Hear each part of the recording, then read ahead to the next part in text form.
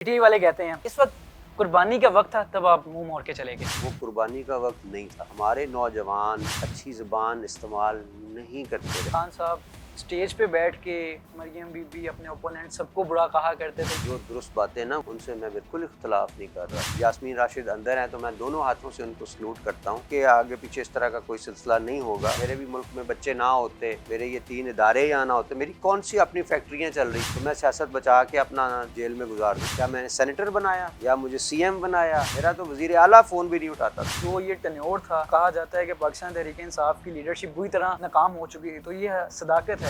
بزدار صاحب تھے, ان کا وزیر اعلیٰ بننا بنتا ہی نہیں. یعنی خان صاحب کو سینکڑوں میسج کیے تھے کہ he will bring bad name to the party. کسی نے مڑ کے ان کو پوچھا بھی نہیں, کچھ کہا بھی نہیں. سب کو پتا ہے کہ کیا ہو رہا تھا. اللہ پہ چھوڑتا ہوں میں اپنا معاملہ. PTI والے کہتے ہیں کہ آپ نے پاکستان تحریک انصاف کے لیے بے شمار قربانیاں دی, لیکن جس وقت قربانی کا وقت تھا تب آپ منہ موڑ کے چلے گئے. آپ کو نہیں لگتا کہ پچھلے سال اس وقت حقیقت میں PTI کو آپ کی ضرورت تھی؟ اصل میں پتا کیا ہے, وہ قربانی کا وقت نہیں تھا. یہ لوگ غلط کہتے ہیں. وہ صبر کا وقت تھا. وہ صبر کا وقت تھا. اور نبی کریم صلی اللہ علیہ وسلم پر ایسے وقت آئے ہیں, انہوں نے بہت صبر کیا. انہوں نے ایک گھاٹی میں جا کے پناہ لی, وہ وہاں رکے رہے. اگر ہم مدینے کی ریاست کی بات کرتے ہیں تو ہمیں ان چیزوں کا علم ہونا چاہیے.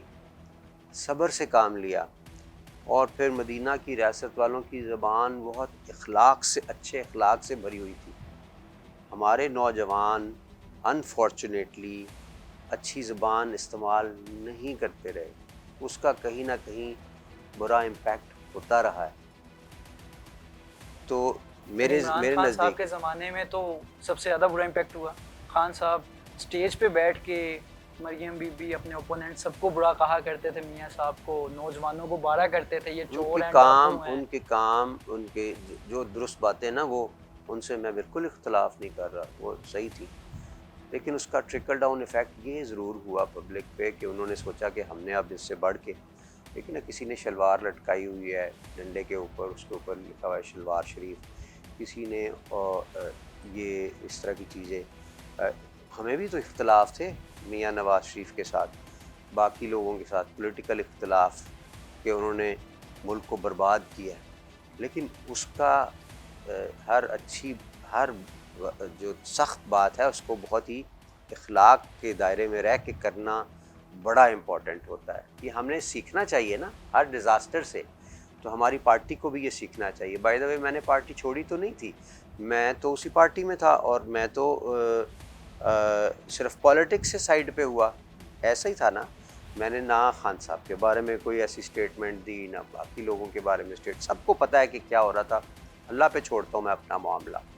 لیکن میں آج بھی کہتا ہوں وہ صبر سے کام لینے والا وقت تھا. آپ کو جب آپ کے بچے کوئی آپ کے اپنی عزتیں محفوظ نہ ہوں تو آپ کو فیصلہ کرنا ہو تو یقیناً آپ کو درست فیصلہ کرنے کی ضرورت ہے. آپ نے سیاست نہیں اس وقت بچانی, اس وقت آپ نے عزت اور بچے بچانے ہیں.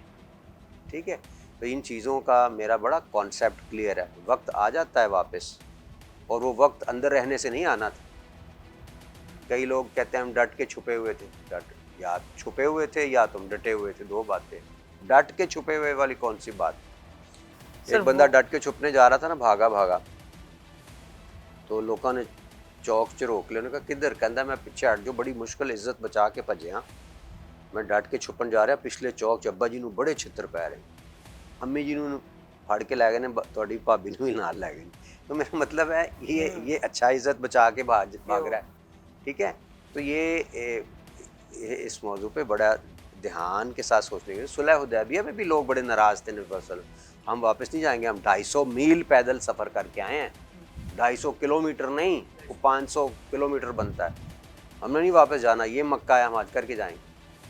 اللہ کے نبی کا حکم تھا, وہ اللہ کے نبی تھے, وہ ویسے بھی چلے جاتے, دعا قبول اللہ کر لیتا, لیکن وہ ہمارے لیے پیغام تھا. کبھی ضرورت پڑے تو آپ کو ریٹریو کرنا ہوتا ہے.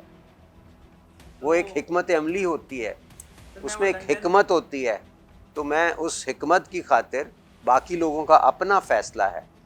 میڈم ہماری یاسمین راشد اندر ہیں تو میں دونوں ہاتھوں سے ان کو سلوٹ کرتا ہوں ان کے آگے پیچھے اس طرح کا کوئی سلسلہ نہیں ہوگا. انہوں نے فیصلہ کیا میرے بھی ملک میں بچے نہ ہوتے, میرے یہ 3 ادارے یہاں نہ ہوتے, میری کون سی اپنی فیکٹریاں چل رہی تھیں, تو میں سیاست بچا کے اپنا جیل میں گزار دیتا وقت.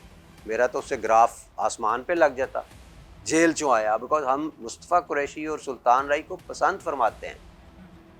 میرا سیاسی گراف کدھر چلا جاتا اوپر, سوچو ذرا. میں نے وہ والی قربانی دی ہے جو میں نے 13 سال سے محنت کی ایک وقت, اور میں نے لیا کیا میں نے سینیٹر بنایا, یا مجھے سی ایم بنایا, کیا مجھے وزیر اعظم کا مشیر بنا دیا, وزیر اعلیٰ کا مشیر بھی نہیں بنایا. میرا تو وزیر اعلیٰ فون بھی نہیں اٹھاتا تھا. تو یہ میری پارٹی کے اندر حالت تھی. تو مجھے تو لوگوں نے اعتراض ایسے کیا جیسے خان صاحب کے بعد سب سے بڑا لیڈر میں ہی تھا پارٹی کا. سر وزیر اعلیٰ آپ کا فون نہیں اٹھاتے تھے؟ چھوڑیں ان باتوں کو, میں تفصیل میں نہیں جانا چاہتا. یعنی کہ سر جو یہ ٹینیور تھا, جو کہا جاتا ہے کہ پاکستان تحریک انصاف کی لیڈرشپ بری طرح ناکام ہو چکی تھی, تو یہ صداقت ہے کہ خان صاحب جب وزیر اعظم تھے ان کی پہلے لیڈرشپ تو وہ جو بزدار صاحب تھے ان کا وزیر اعلیٰ بننا بنتا ہی نہیں تھا to start with. Let me be very honest to say. اس چیز کو ہم ڈیفینڈ نہیں کر سکے, نہ ہی میں نے کبھی کیا ہے. میں نے خان صاحب کو سینکڑوں میسج کیے تھے کہ he will bring bad name to the party and to you also. اور وہی ہوا. پہلی دفعہ وہ پتلی گلی سے نکل گئے اور کسی نے مڑ کے ان کو پوچھا بھی نہیں, کچھ کہا بھی نہیں. نزلہ ہمارے جیسے لوگوں پہ, میں کچھ دے رہا ہوں پارٹی کو اور میرے سے ایکسپیکٹ کر رہے ہیں کہ پتہ نہیں یہ وزیر اعظم کے بعد بڑا یہی لیڈر ہے, اس کو ہی ہم نے پکڑنا تھا. میرا نام مشورے میں کہیں میرے سے کوئی مشورہ لیا جاتا تھا, میرے سے مشورہ لیتے, میں یہ مشورے کبھی بھی نہ دیتا کہ توڑ دو اپنی اسمبلیاں اور کر دو یہ کر دو وہ کر دو. سو گلے شکوے تو مجھے بھی ہیں, اور عوام سے گلا شکوہ اس لیے ہے کہ میں نے بڑا کچھ دیا ہے اور میں نے اللہ کے لیے پارٹی کے لیے دیا ہے, اور انہوں نے جذباتی ہو کہ میرا دل بہت ٹوٹا ہے.